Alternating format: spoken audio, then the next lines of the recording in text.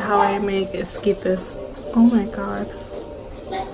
Ew, embarrassing. Start over. Okay, I just washed my hands. Nobody get grossed out. My face is just like, look, my hands are still wet. My face just has really bad acne right now. Let's try to ignore it. Okay, I'm gonna teach you how to make esquites. You're gonna need corn, and I'm using today 8 corns, 8 whole corn on the cobs. And then with the knife, I used one that was serrated. It was easier to like cut. Which one was it? I used this one. It's serrated. Let me show you what that means. It means that there's little sharp pieces, like little sharp edges at the blade part. Whatever, I don't know how to explain it, but hopefully you understand. And then you shave the corn. Now this is ready. I'm just gonna cut and prepare some of the other ingredients, which is Epazote. I'm probably gonna use half of this. 2 Serrano chilies because I like my food spicy. You're also gonna need onion and garlic. And because I don't want all that stuff inside my corn, I'm only going to cut it whole. You'll see how I'm going to do it. In addition to the corn, you're going to want, I do a whole onion. It's like a medium-sized yellow onion, chopped. See how it's chopped? Big chunks. I don't have that much garlic in my house, unfortunately, so I'm only going to use these 5 little bulbs that I found. And you know what, I'm not going to use this again for any other recipe because I don't know how to really use it. So I'm going to use the whole bunch for the corn. It gives it so much flavor. And then the Serrano peppers, I'm also going to leave chunked up like this, but with the seeds in it because I want it really spicy. If you don't want it that spicy, then seed it. And if you don't want it spicy at all, then just don't use the Serrano peppers. But apparently this gives the food like a natural MSG flavor, so it gives it natural like savory flavor. I just love garlic, so obviously garlic has to be in the recipe, and onion gives everything flavor too. What else do I need, guys? Let me show you the butter. Unsalted European style butter. I just found this at the market. I've never used it before, but we'll try it out today. I usually use an unsalted butter from Tillamook called Sweet Cream, but they didn't have it at the market, the one that I went to today. But you can also use this butter. But this one is salted, I think. I have other whatever, so it's gonna like add more salt to your corn. When I'm already gonna be using this, I'm also gonna add Knorr to the corn later, which is also salt. I don't want too salty, so I use the unsalted butter. Also, if you hear the music in the background, well, the background is that way. My mom's listening to gospel music, so I'm sorry if it's a little too loud. I hope it's not. If it is too loud, I'm not going to even put together this video. But I'm not going to tell her to lower her music. She's enjoying it. Alright, let's continue with this recipe. Okay, so I decided to go ahead and use 1 stick of butter, which amounts to 1, 2, 3, 4, 5, 6, 7, 8 tablespoons or half cup of butter. I think this is enough for this much corn. If you would like more butter, then use the next stick or half of another stick, but I think this is enough butter.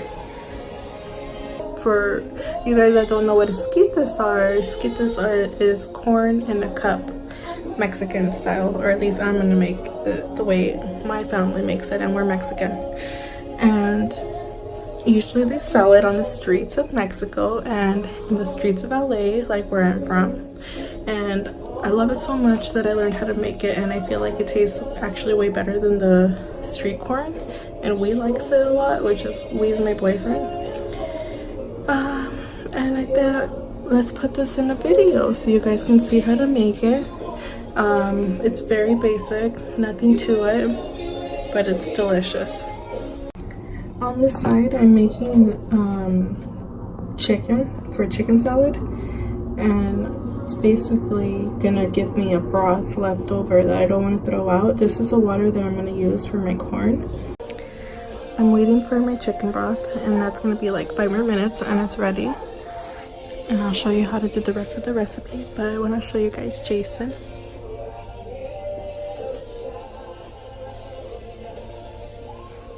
Oh, he's so cute when he's sleeping. I love him. He's cute all the time. What am I talking about? Let me show you.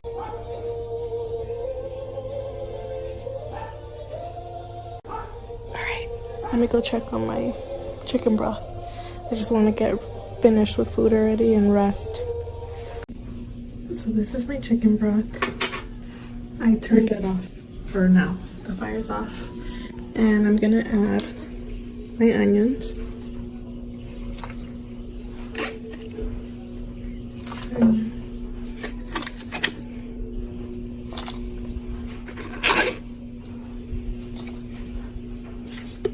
The garlic. I wish I had more garlic. These are all tiny too. And this is going to be with the corn. Going to also put 4 of these, so 2 teaspoons of Knorr, like this, almost leveled. 1, 2. I'm actually going to just do 1.5. So 1.5 teaspoons. I don't like it too salty.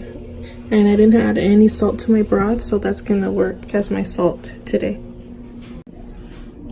Next step is to bring this to a low boil. So I'm gonna leave that very low because it's actually already hot. But for everyone else, put it on high because you want it to come to a boil. And once it comes to a boil, turn it off. Okay, and I'm gonna mix my yummy ingredients in there. And it's basically giving me a chicken vegetable broth. I'm gonna add this into my corn. On the side, I'll be making the corn. Let's work on that right now. I'll be using my Dutch oven today. Put it on a medium high.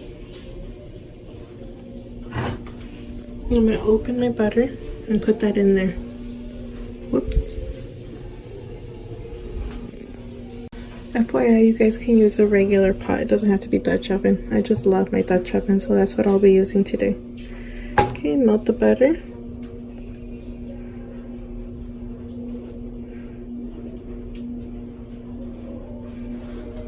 My hands are clean, so you guys don't worry. But let's be more professional and use the spoon. I love cooking with silicone spoons. I don't have to worry about the melting. Like, let me show you an example. Look at this corn, it's all melted. And this, but I don't have to worry about that with silicone. Anyways, back to melting.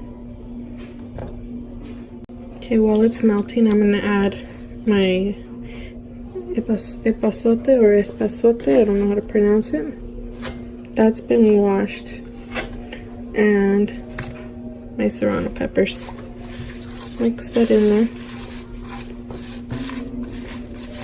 Good, like this. It's time to put the corn in. Put it in. You're gonna mix it well. But I'm realizing that 1 stick of butter is actually not enough for 8 corns. So maybe if you're doing 4 corns, do 1 stick. But because I'm doing 8, I'm gonna do another stick. This is really actually a lot of corn. It filled my entire Dutch oven. Yep. I'm gonna add 1 more stick of butter. I'm gonna put that down there in the middle where it's hot and have it melt and then mix it. Okay, so I put that in there. I'm gonna cover it. Whoops, sorry about that. Cover it and get it melting. And the corn's gonna cook for 30 minutes on a low heat. I really want this butter to melt first though, and then I'll cover it for 30 minutes. Get that down there.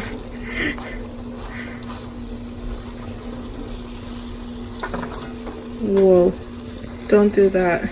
I'm just checking on my broth. hasn't come to a low boil yet, so still waiting on this. It's gonna taste so good with all the onion and garlic and the Knorr. And I wasn't specific at the beginning of the video, but I'm gonna be specific now. You need to use white corn, because if you use yellow corn, it's gonna be hard and just, I think yellow corn is so flavorless. The sweet white corn is sweet and it's soft when it cooks. And as you can tell, well, I think I can tell, is that as you cook the corn, it'll become a little bit more yellow and not so white. But please, like, if you see this one, that's the yellow corn, I think. I don't know how that got in there, but the majority of it is white corn, and this is the best corn to use for esquites in my opinion. So I started cooking this when it was 7:44 and it's 8:14 now. This is what it looks like. It's yellow, like a nice cooked yellow. And I'm going to be taking this stuff out, but not yet, because I want it to be mixed with the broth, and I'm about to add my broth into here. I am putting the strainer to strain out the veggies that are in my broth. Just makes it easier for me so I don't have to strain it out later. It'll be much harder with the corn and everything mixed together. It's bad enough I have to pull out the chilies later and the leaves, the Epazote. Okay. I like my corn soupy, that's why I'm putting a lot of my broth.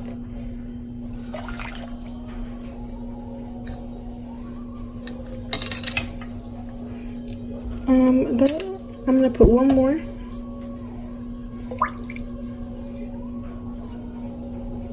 I think that's enough. Look at that. Okay, and the rest of the broth, you can do what you want with it. It's still really good. It's actually kind of sad if you make it go to a waste, so you can make like a little broth, a little soup with it. And I'll leave that here on the side. I'll decide what I'm gonna do with it right now. Just gonna let this come to a boil and it's ready.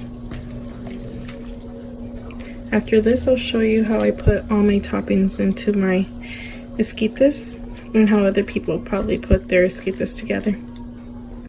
While my esquites are coming to a boil and finishing, I'm going to show you the toppings. I use El Mexicano Queso Cotija. This is my favorite brand for Cotija cheese. Other brands, I feel like the flavor is just really disgusting. So this is the brand I recommend. I'm going to grate this on the side, or you could crumble it by hand. If you crumble it by hand, it'll be a little bit chunkier in your esquites. If you grate it, it won't be as chunky. Mayonnaise, Tajin, or some kind of chili powder, your preference, whatever you prefer. And limon, because I like limon in my esquites. All of this is optional. None of this is necessary. Some people don't like mayonnaise at all. Just the sight of the jar disgusts them. Look. And all of this, literally all is optional. Some people just put the esquites along with limon, and some people just have it like this with the broth, or without the broth, just the corn alone. That's how good the corn comes out. That it really doesn't need all this stuff because it has a lot of flavor already. Okay, so my corn is boiling already. I consider that boiling. It's ready. God, it smells so good. Alright, I'm just gonna go ahead and attempt to take out this Epazote and the Serrano, so all I have left over is my corn. Taking all that stuff was actually really easy, and leaving it whole, I'm telling you, just makes everything so much easier. Now I'm just left with corn, like very small pieces of Epazote, but that doesn't matter, it's edible. Let me show you how I put it together now. I love caldo, which is the broth, in my esquites, so I'm not gonna like drain it. I love using a spoon so I get some of the caldo. Definitely need more than that. Okay, so there's my esquites in there. Some people enjoy their esquites just like this. I love putting all my toppings in there. And this is what the cotija cheese looks like when it's grated. Yummy. Okay, hold on. Okay, so I'm gonna go in for my mayonnaise. I don't need a crazy amount. Put some cotija cheese. More than that. More than that. I love my cotija cheese. Some Tajin. And a splash of limon.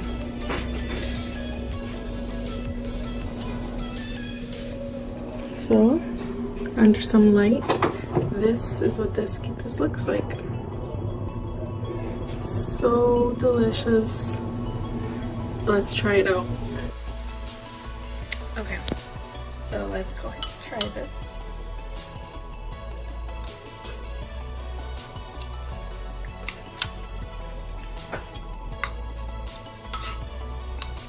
I think I'm a professional. This is so good. Everything just mixes together very well. Anyways, I hope you guys found that my recipe was easy to follow. And let me know if you guys do the recipe and if you guys liked it. I really recommend white corn though. Please don't use yellow corn. And that is how I make esquites, Mexican style. Maybe there's other ways of making it, but that's how I make it and how my family makes it. And I really hope that you guys enjoy. Bye.